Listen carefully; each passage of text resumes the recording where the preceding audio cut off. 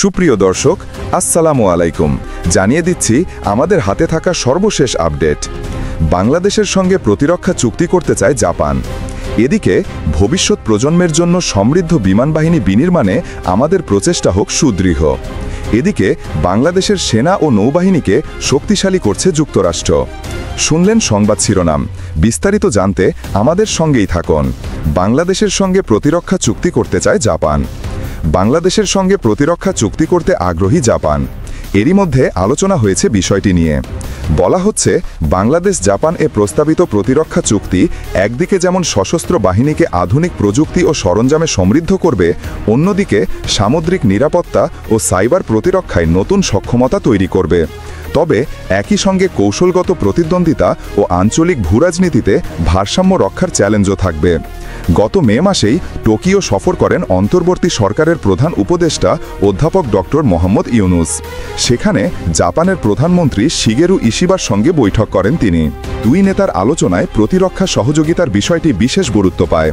ওই বৈঠকের ধারাবাহিকতায় নীতিগতভাবে বাংলাদেশ ও জাপান প্রতিরক্ষা প্রযুক্তি ও সমরাস্ত্র বিনিময় সংক্রান্ত চুক্তি সইয়ে সম্মত হয়েছে বলে জানিয়েছে ঢাকার পররাষ্ট্র মন্ত্রণালয়ের কর্মকর্তারা।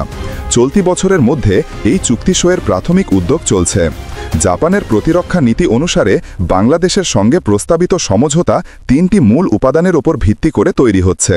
তা হল প্রতিরক্ষা সরঞ্জাম হস্তান্তর, অর্থাৎ নৌ টহলযান যোগাযোগ ব্যবস্থা, নজরদারির প্রযুক্তি ও অপ্রাণঘাতী সামরিক সরঞ্জাম; যৌথ গবেষণা অর্থাৎ সাইবার নিরাপত্তা, স্যাটেলাইট প্রযুক্তি, উপকূলীয় নজরদারির ক্ষেত্রে সহযোগিতা এবং কঠোর নিয়ন্ত্রণ ব্যবস্থা।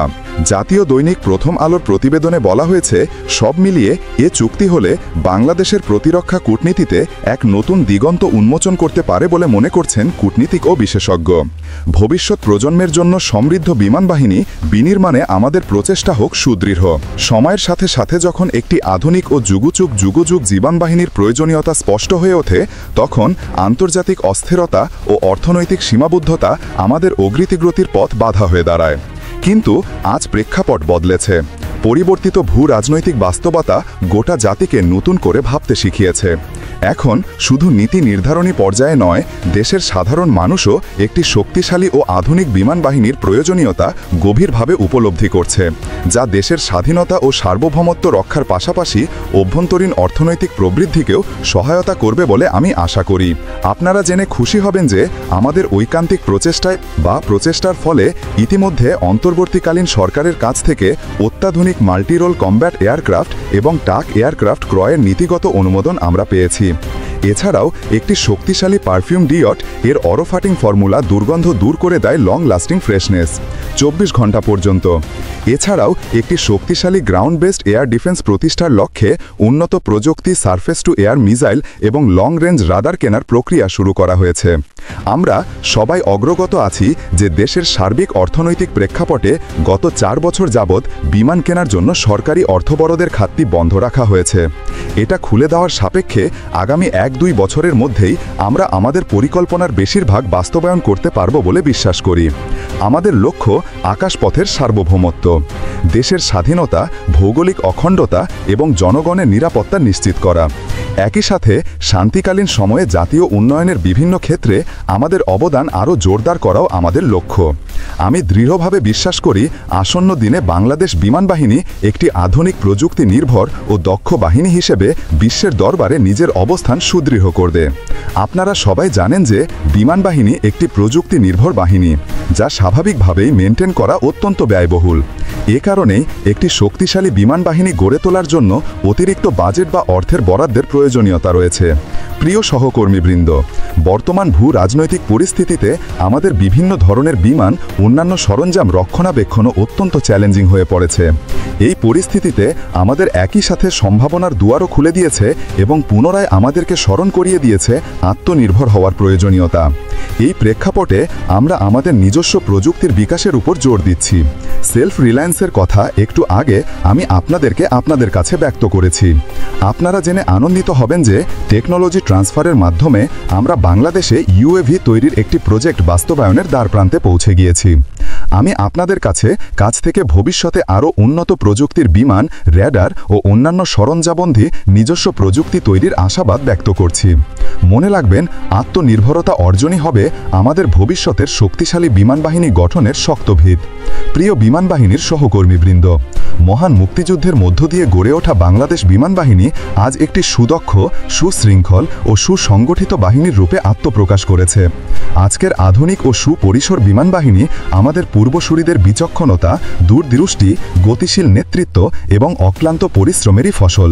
তাদের আত্মত্যাগ, উন্নত পেশাদারিত্ব ও সাহসিক কর্মকাণ্ডের মাধ্যমে আমাদেরকে শিখিয়ে গেছেন সীমিত সামর্থ্য দিয়ে শুধুমাত্র অকৃত্রিম দেশপ্রেম, একাগ্রতা, পেশাদারিত্ব ও নিরলস প্রচেষ্টার মাধ্যমে যে কোনো লক্ষ্য অর্জন করা সম্ভব।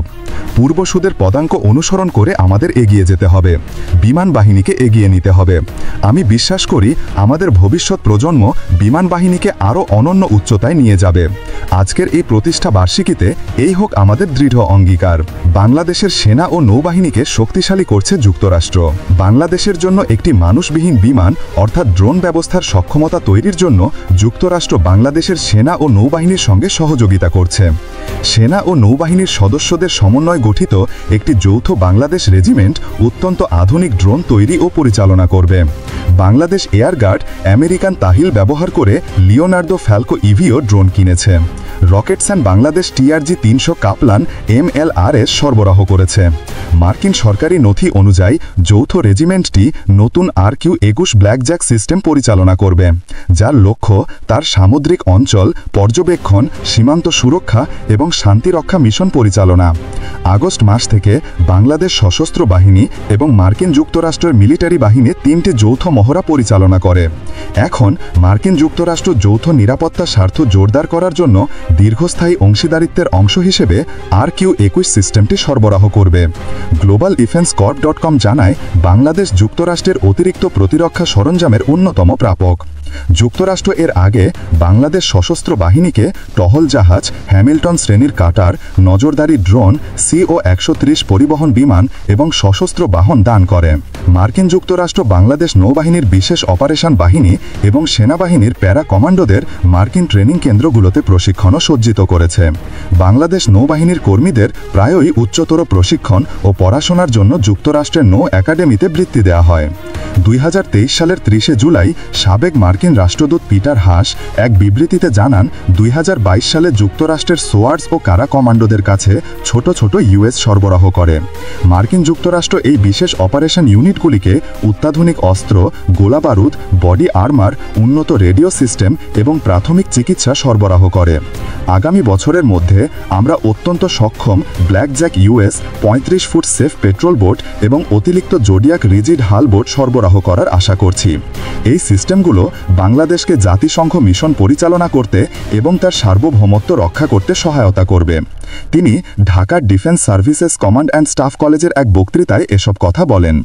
তৎকালীন প্রধানমন্ত্রী Sheikh Hasina general security of military information agreement নামে পরিচিত একটি শিরোঘা স্বাক্ষর করলে বাইডেন প্রশাসন বিদেশি মার্কিন বিক্রয়ের মাধ্যমে বাংলাদেশকে আরও উন্নত ক্ষমতা প্রদানে প্রস্তুত ছিল, কিন্তু হাসিনা সেই চুক্তিতে স্বাক্ষর করেননি। 2024 সালের অস্থির দিনগুলোতে ভারতপন্থী শাসক শেখ হাসিনা বেশ কয়েকবার বলেছিলেন যে বঙ্গোপসাগরে অর্থাৎ সেন্ট মার্টিন্স দ্বীপে একটি বিমান ঘাঁটি স্থাপন, প্রতিরক্ষা চুক্তির স্বাক্ষর, দক্ষিণ পূর্ব অঞ্চলে একটি খ্রিস্টান রাষ্ট্র গঠনের অনুমতি এবং টেন্ডার ছাড়াই একটি মার্কিন কোম্পানিকে গভীর সমুদ্রের ব্লক প্রদানের প্রস্তাব প্রত্যাখ্যান করায় যুক্তরাষ্ট্র তাকে ক্ষমতা থেকে সরানোর চেষ্টা করছে। তবে মার্কিন ঘাঁটি বা গভীর সমুদ্র বন্দর স্থাপনের জন্য বাংলাদেশের কাছে করা কোনো অনুরোধের অভিযোগ যুক্তরাষ্ট্র প্রত্যাখ্যান করেছে। বিপরীতে ক্ষুদ্র এই দেশে শান্তি ও গণতন্ত্র বজায় রাখার জন্য মার্কিন যুক্তরাষ্ট্র বাংলাদেশকে উন্নত প্রশিক্ষণ ও আধুনিক অস্ত্র সরবরাহে প্রস্তাব দিয়েছে। টাইগার লাইটেনিং 20 বাংলাদেশ সেনাবাহিনীর প্যারা কমান্ডো ব্রিগেড এবং মার্কিন যুক্তরাষ্ট্রের নেভাডা ন্যাশনাল গার্ডের মধ্যে এবছরের 20 থেকে 31 জুলাই তারিখের মধ্যে সম্পন্ন হয়। সিলেটের জালালাবাদ সেনানিবাসে 6 দিন ধরে এই মহড়া অনুষ্ঠিত হয়।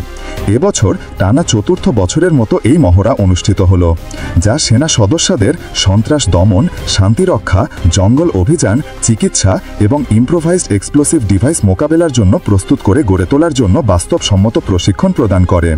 টাইগার লাইটেনিংয়ে ৮০ জন মার্কিন সেনাবাহিনীর অফিসার অংশগ্রহণ করেছিলেন। দর্শকগণ, আপনার মূল্যবান মতামত জানিয়ে দিন আমাদের কমেন্ট বক্সে।